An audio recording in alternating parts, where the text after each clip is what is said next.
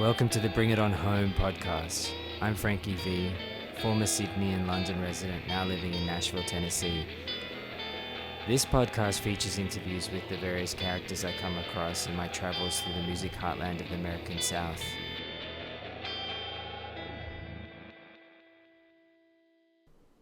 They say you're not really a fan of a band unless you can name their bass player.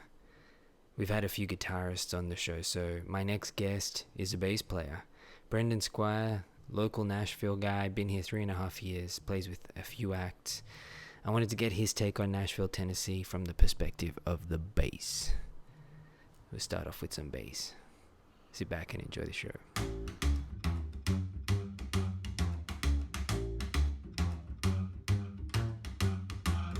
What's it like being in Nashville? Like from the point of view of, just so to explain, you play bass, and that's largely what you get hired to do with other bands. And yeah, I would like to be getting more work, but a lot of that is part of the fact is, it's a 5-year town, but also my schedule is completely crazy and fucked up because I got my kid. What does a 5-year town mean? My understanding from people who've moved down here who are doing well and playing a lot is that it can take about 5 years to start getting like regular gigs and stuff like that. It takes time to learn to meet musicians. You got to pay your dues. You got to meet some people, kind of, and that's certainly a true thing. But mostly right now, I'm playing with one or two. I'm playing with Broomtail 99% of the time, which is, for lack of a better term, Southern rock, and I fucking hate that term. What? What's the full name of the band? Broomtail. Broom tail. Yep. It refers to an old horse and the way the tail gets like strawy and oldy and shit like that. Okay. I'm losing my words tonight. No, you're good. You're good. Yeah, you're great at telling stories. But yeah, I play with them. That's my main gig. We just get the album that came out in September with shout out to Kenny Vaughn, who he came down and played. He was going to play on 2 tracks. He wound up playing on, I want to say, like 4, maybe a couple more. I'm not sure, but he was an absolute pleasure to work with. And also shout out to Tim Carroll, who produced it and also played guitar on at least on 1 or 2 tracks. And he's also a pleasure to work with. Tim. He's over at what's the studio? Yeah. He's his Bomb Shelter. Okay. Yeah, which is amazing too because it was all tape. It was big fat reels of tape until the very very end of the process when it got dumped into, I guess, Pro Tools for the final digitizing. But other than that, it was all like analog, which was just fantastic. And then I play with our good friend Anthony Castagna, and that's pretty cool. I've been playing at Black Rabbit with him. What's it like playing bass in a band? Like, Oh, it's wonderful. It's the best thing. Why? Explain. Why would you tell someone to take up bass? Well, you're not at the front. You don't have to you kind of have to keep the beat, I suppose. You're part I'm of the trying to. but you don't have that it's pressure. just. I mean, you're basically like the linchpin that holds everything together. You can be in a band that has the shittiest fucking guitar player in the world, just like a turd, and as long as pardon me, I'm 14 again. My balls just dropped. As long as the bass and the drums are holding shit together, because what the bass is doing. I mean, the drums are just doing boom boom bap boom boom bap, and it's just solid rhythm. And yeah, you can hum a melody to the drums, but like the bass is actually translating that boom boom bap boom boom bap to do do do ba do ba do do, which is the melodic or tonal infrastructure where the guitar and the keys and the horn players and the singers can do everything else.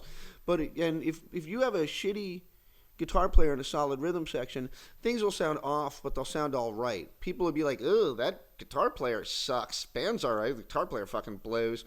But if you have if your fucking bass player sucks, it makes everybody fucking suck. It really does. It's the it makes everybody suck. So like you wind up like holding shit together, and I know what that's like because I got kicked out of bands for being a sucky bass player, and went to go get lessons to figure out why I was a sucky shitty bass player, and once I was taught what I was doing wrong, because I was an autodidact. I learned all that myself. I was a punk rocker. I was just like, I started playing guitar and I was just like, ugh. For me it was like with bass, I guess I must have been in like 6th or 7th grade and into like AC/DC and shit like that. And I bought a Black Sabbath's Live Evil record. You know that one? Mm-hmm. That's the one with Ronnie James Dio. It's live, and it's like, and the cover has like a picture of everything from the songs, but it's a double album. And so you open it up, and it's like sorry about that. It's like the gatefold kind of thing. And inside there's like pictures, like some live shots of the band. And fucking Tony, like all in each corner of the thing. And there's Tony Iommi and fucking Dio, and I think by that time they had Vinny Appice playing drums. I don't think Bill Ward was in the band anymore. And fucking Geezer Butler, and I just remember looking at his bass and just being like, "What the fuck is that thing?" Because it looked like something a caveman would play, with these big giant strings. It looked like a cartoon. And I remember my buddy James was just like, "That's bass, man. Nobody plays bass. Bass is totally gay. Don't fucking dumb. No, and because it was okay to call things totally gay back in the 80s. We hadn't evolved yet into the decent human beings we are now. But yeah, so anyway, so I got a guitar and I was like, yeah, I guess probably bass is probably pretty lame. And because I was more of a Beavis and a Butthead back then, and now I'm a total Butthead. And what the hell was I saying? Oh, and so I got a guitar, and like by the end I just kind of like fumbled with it, and like I just didn't. And my guitar teacher didn't help because he was always trying to teach me like Beatles songs and shit like that. And by that time I was getting into like the Sex Pistols, and that's what I wanted to learn. And he was just like, my guitar teacher was just like, he's like this John Denver kind of dude. Like, no, Brendan. Like, do you ever see? Actually, bring up Beavis and Butthead. Do you remember the gym teacher who would sing "Lesbian Seagull"? Mm-mm. Fly, lesbian seagull, okay, fly. And that was what the dude was like. Just like, okay, this isn't gonna work. Here's a chord, and I was like, ah. And then finally, I got fucking sick of it, and I walked down to I was in the music store, and there was like a short scale, no name bass. I still remember it was a short scale SG shaped bass with like a red and black burst. Mm-hmm. And I traded in my guitar for that. I paid $65 in my guitar, and that was that. And later I got like a P-bass copy, and my first amp was a Fender, not a Fender, a fucking custom 250 with the 215-inch speakers and the silver sparkle tuck, and it had built-in. It had reverb. It had to have been like actually a guitar amp because it had all this shit. It had a reverb and it had a spring reverb in the back, and it didn't have the foot pedal, but it had a built-in reverb tremolo. Can we like just stop just on this point? When you're talking to people in Nashville, like yep. musicians in Nashville, do you find people tend to get like into their gear? Is that like a big thing? Like, it can be. I mean, like, yes and no. I mean, but yeah, definitely. We'll have gear conversations all the time. Oh, what's that, dude? With me, like, especially if it's like older shit, I'm like all excited about older shit. In the bass world, is there like a standard thing that everyone knows is good? If you've got this type of bass and this type of amp, you're good. Yeah, totally. Absolutely.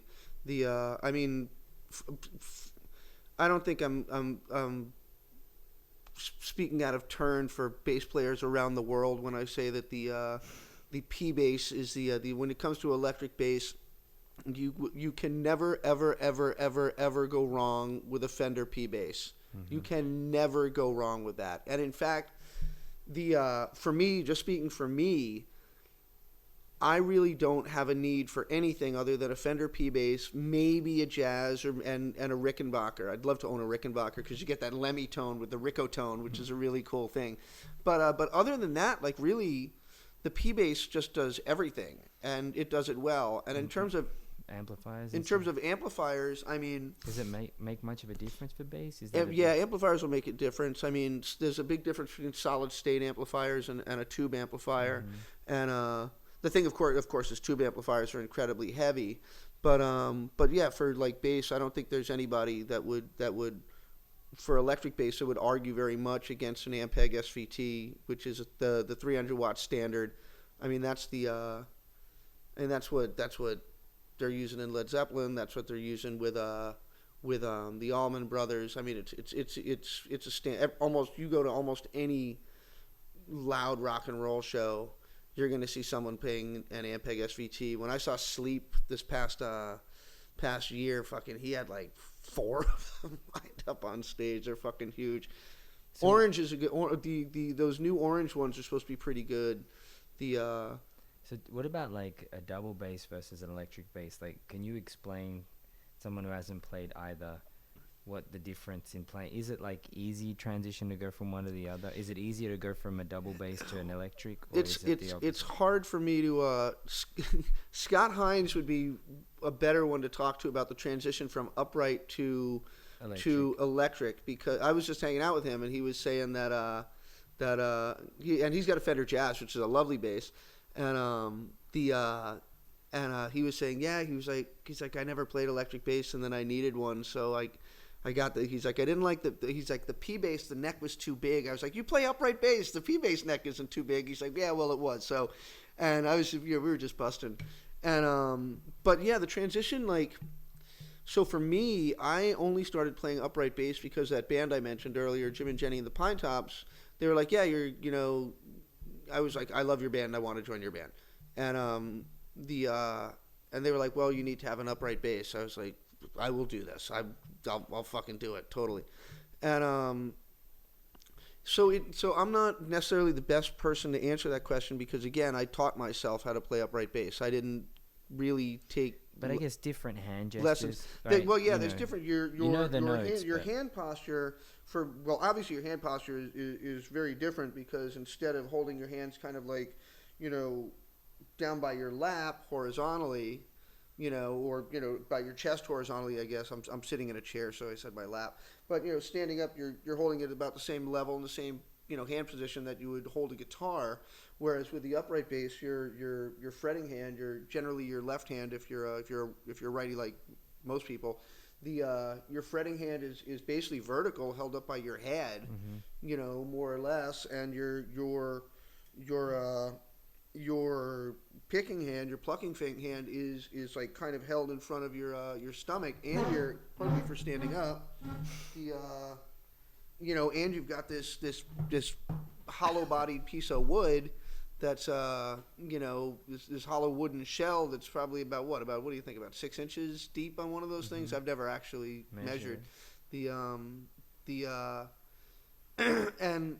but yeah, there's a lot of stuff. What if I do not remember to stretch before playing upright bass, I can get horrible muscle cramps in my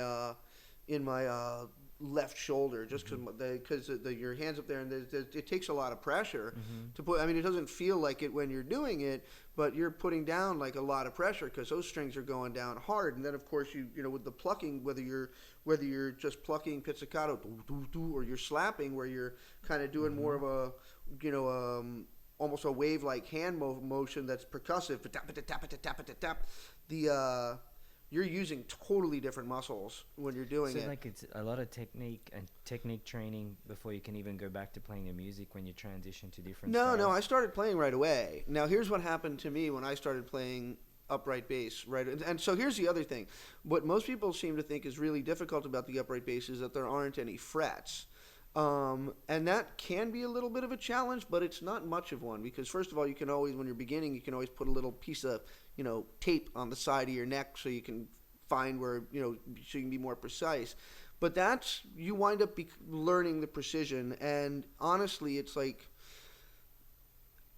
the while you're dealing with a physically larger fingerboard, the space between where the frets would be, and I'm air quoting there, is actually proportional. So it's not like you have to guess all that much where like the third fret or the second fret should be. You can figure that out, and then it's a matter of Especially intonation. if you've been playing, and there are synergies between the two instruments. Oh yeah. There's a lot of synergy. I mean, they're tuned exactly the same way, and they're basically in the same. Basically, get it, kids? They're basically in the same register. No, where the Well, okay, so like let's look at musicians in Nashville.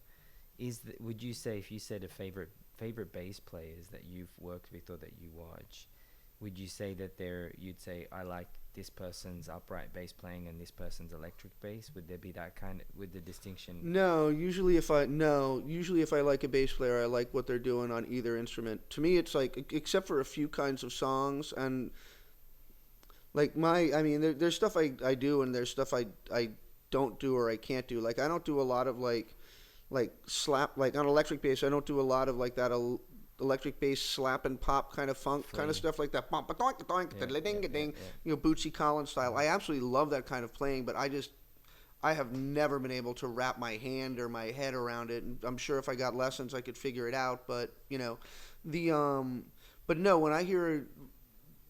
Generally, if I like a bass player on an upright bass, I'm almost certainly gonna like him on the electric bass, because most of the stuff you're doing is fully transferable. So who are some of your favorite bass players in Nashville? I love Brendan Malone's playing. He's got this whole Ray Price thing, which is just so fun. And of course, I love Scott Hines. He's just hilarious. What's that? Mark Miller. Oh, yeah, of course I love Mark Miller. Thank you for reminding me. I always draw blanks. I actually played with Mark just a few weeks ago, and that was a lot of fun. Yeah, Mark's playing is absolutely wonderful. He's so fucking solid. Have you heard? He's got an album out, that he put out. Showed me last week. Yeah. Oh, yeah, that's right. We were talking about it last week. I think I've seen him play it live, too.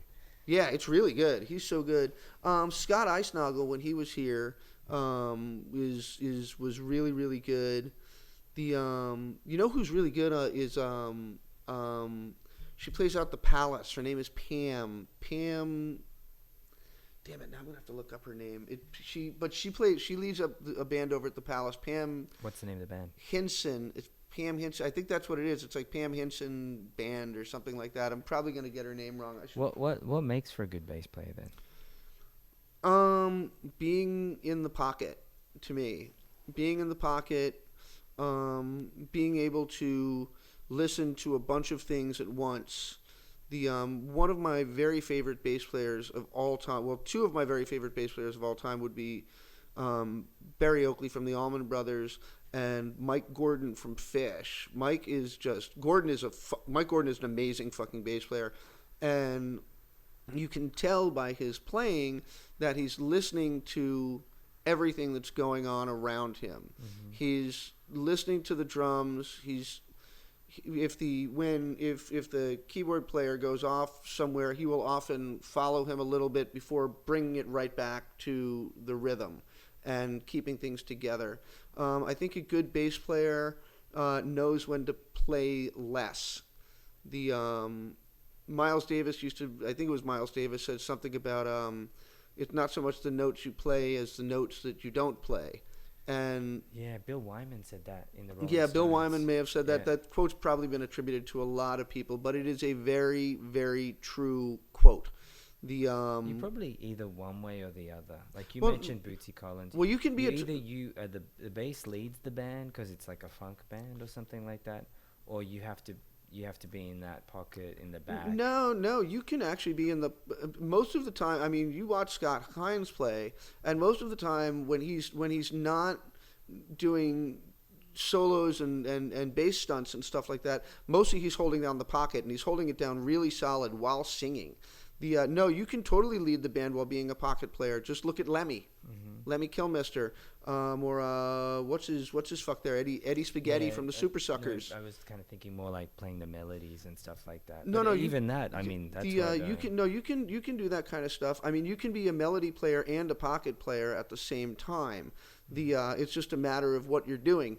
I remember years and years ago when I still lived in Massachusetts, I was stuck in traffic, and the radio was on, and I was just like waiting, and I became acutely aware that I was tapping my foot and bobbing my head enthusiastically to Careless Whisper by George Michael, and which is not exactly my favorite genre, nor is it exactly my favorite song. Should have known better than to cheat a friend. Guilty feet ain't got, you know the one.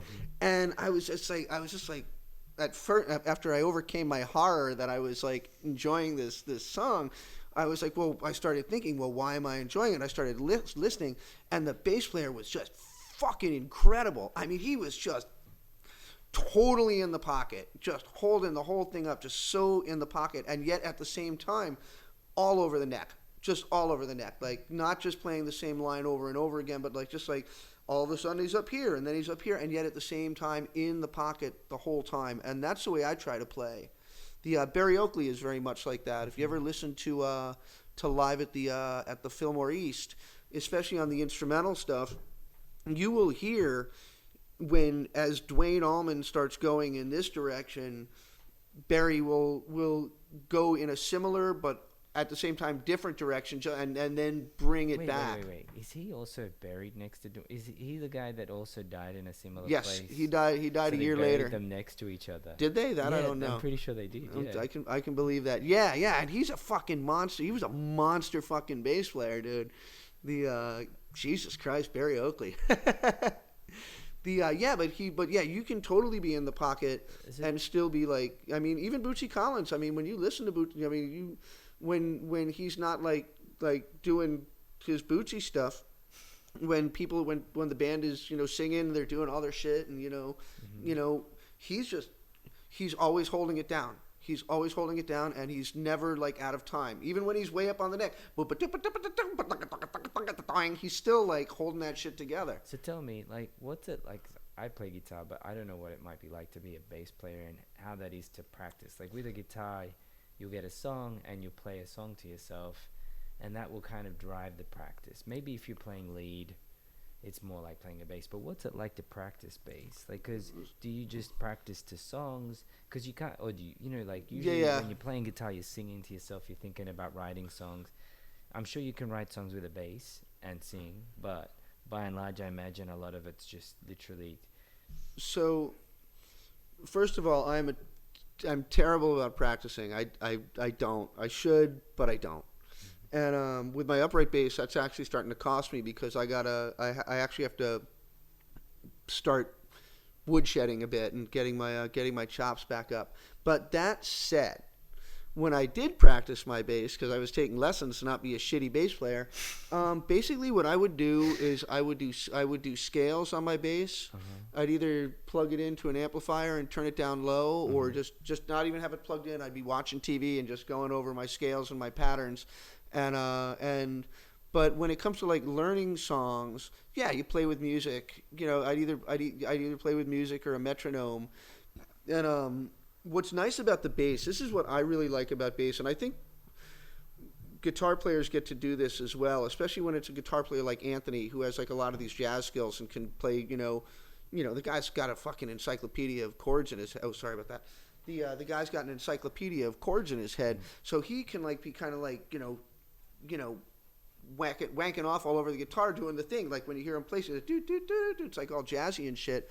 What's fun about playing bass is once you know your scales and you have your pocket, you can kind of do a lot of that all the entire time, because you're not playing chords that ring out.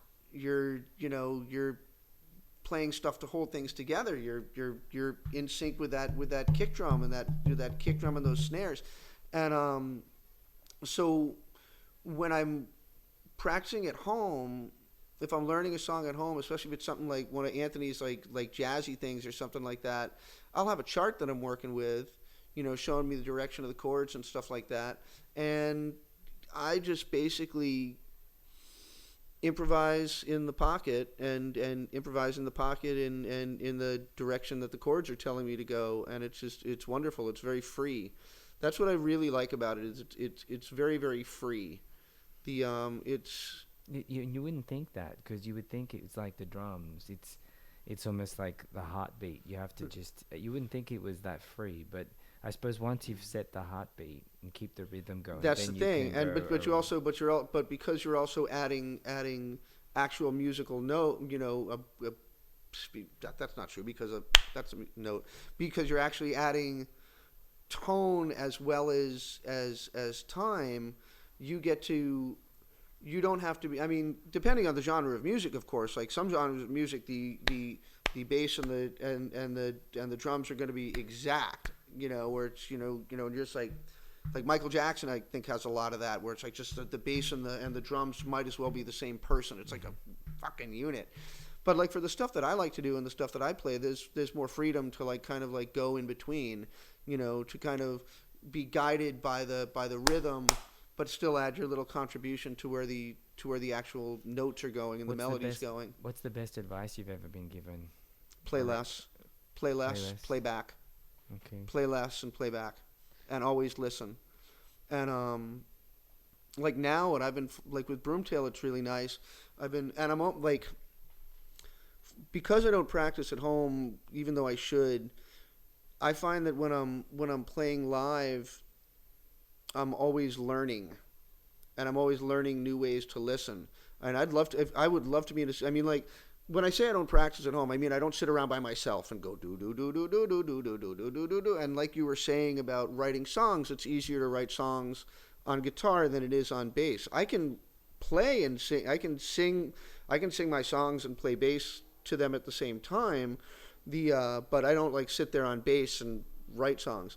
In an ideal world, I would be in a situation where I have like practice every day with a band, because it's like, oh, now I have the people to play with and this and that, because you wind up listening differently when that live situation, like with drums, like I'm listening to the kick, but I'm also listening to the snare, and I find myself more and more, interestingly, listening to the cymbals and kind of listening to the rhythm that the drummer is hitting on the cymbals, and kind of adding that rhythm to the line that I'm playing, if that makes any sense. So if the cosmic. I'll be maybe at like something like that, and like it's fun, especially when you get into like So it affects phrasing.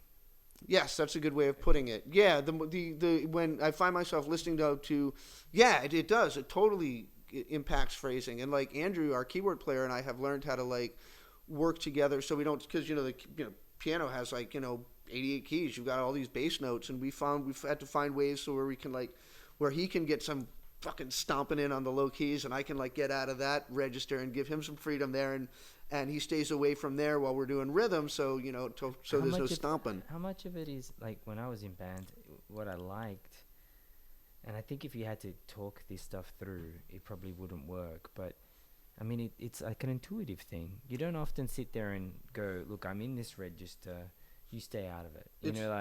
It's kind of intuitive, because you're feeling it, and you get the music good. You get the musician's ESP, is what you get. What happens, and it depending on the genre, on what kind of music you're playing, you don't have to have that. Like with a metal band where the songs are performed the same way every single night,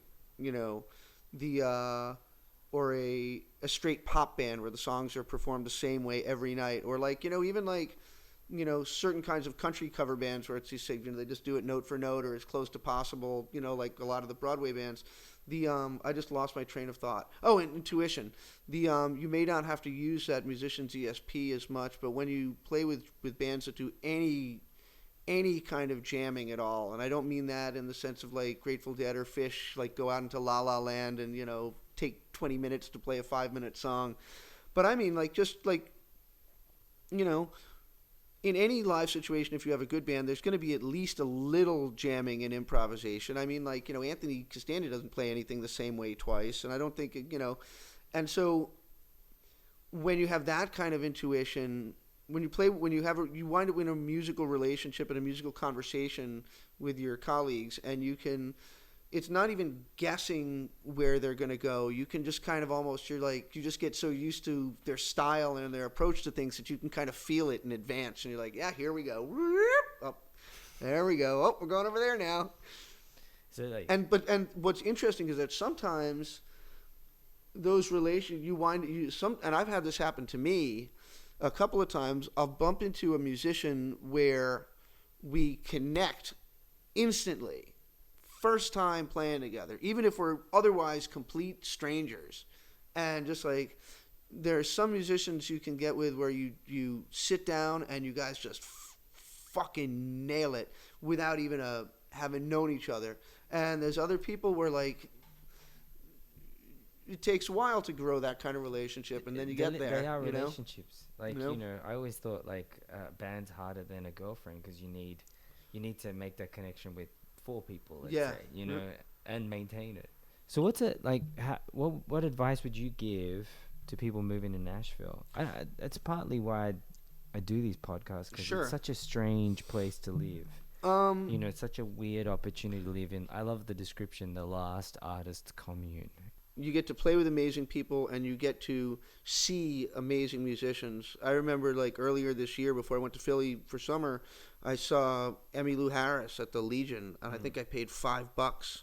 Emmylou with Rodney Crowell. I think Vince Gill was there, and I paid $5 for it. And I should have paid $10, but the folks at the Legion were like, all you got's $5, come on in, because I go there all the time. And it was like, what, maybe 200, 300 people tops in a little tiny little John. And there was dance floor. Like, that was packed. Yeah, so it was not only packed. are you seeing Emmylou Harris, you can dance. Which was great. It was fantastic. You can dance in front of her while she was sitting there. You get to play with amazing people. I got to play with, at one point, I played, there was this dude I played with, and Emmylou's drummer was the drummer. It was John McTeague playing drums. I was like, whoa, holy shit. And who did I play with recently? I did the show with Mark Miller. I got to play on that show. Rich Gilbert was playing guitar, and you probably know him from playing on Broadway with Eileen Rose and Silver Threads. But I know Rich going all the way back to Boston when he was in a band called the Zulus, which was this fucking amazing, like, hard rock band. And before that, he was in Human Sexual Response, which was a great band out of Boston. So I know him from all these guitar heroics. So I got to play with Mark, Rich Gilbert on guitar, and the drummer was Steve Livenaton. I don't know how to pronounce his last name, but he used to be in Agent Orange. And it's like, what? I'm like I'm standing there on stage, and I'm like, shit, I got imposter syndrome real bad now, guys. Jesus Christ, I hope I don't suck. Oh my God. And you get to But see, this is why it's Music City. I mean, this is why it's an artist commune. All these musicians. Well, that's what makes it an artist commune. But I wouldn't call it the last artist commune, because there's other places like this where there's shit going on. New Orleans has it going on. New Orleans has it going on. There's a great rockabilly scene in L.A. Arts are arts. I mean, Indianapolis apparently has a thriving arts scene, but that's like art, like stuff on the wall art, But yeah, Nashville it's fucking amazing, yeah. And when I used to when I first moved here, I would see Robin Hitchcock at the coffee shop where I went every day. And for those that don't know, what? For those that don't know who Robin Hitchcock and the Egyptians, the old pop guy, pop singer. Mm-hmm. I was never a big fan of Robin. Not that I wasn't a big fan. I just never listened to it. It went over my head at the time. I was too busy listening to like the Circle Jerks and shit like that. But I know Bobby McGee's daughter. Mm-hmm. She used to work at the same coffee shop. She and I would hang out, and she's like, Bobby McGee from the song is my mom, and I was like, that's not true. That person wasn't real. And she was like, call me a liar. And she went into her phone and pulled up pictures of her mom and pulled up news articles and all this. And I was just like, what? It was just like, no way, this is fucked up and crazy. You kind of got to focus. You still graft here like any other city, and it has its nuances because it's like growing really quickly. But there are amazing things. Sidewalks. Need sidewalks. God, don't start. But no, I mean, there's like, what else? You're in close proximity to a lot of interesting characters. There's so many interesting people over here. How's your writing? Has that improved being in Nashville? Apart from the fact that you practice more and you like work harder, do you find you're more inspired? Yes and no. I don't do as much songwriting as I used to. I am the laziest person in the world when it comes to writing songs. I'll come up with ideas and I'll sing it into the voice memo on my phone, and then I will promptly forget about it. And I've got like 30 fucking half songs and quarter songs all lined up over there. I just started on one. For an album. What's that? That's a good name for an album. What? 30 half songs. 30. That's a good idea, actually. Thanks for listening to the Bring It On Home podcast. For suggestions or questions, email us at diamondjive@gmail.com.